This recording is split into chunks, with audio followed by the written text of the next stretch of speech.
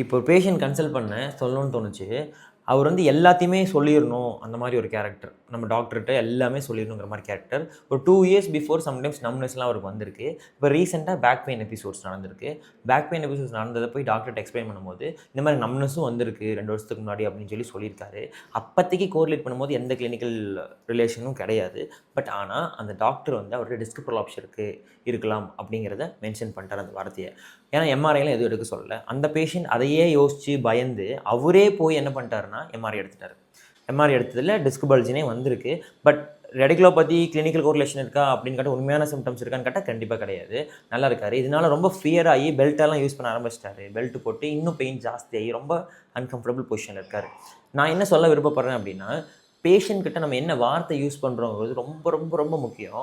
முடிஞ்ச அளவுக்கு அவங்கள பயப்படுத்தாத அளவுக்கு கிளியர் கட்டா, பொறுமையா, தெளிவா எக்ஸ்ப்ளைன் பண்ணணும். சிம்பிள் லாங்குவேஜ் யூஸ் பண்றது ரொம்ப முக்கியம்.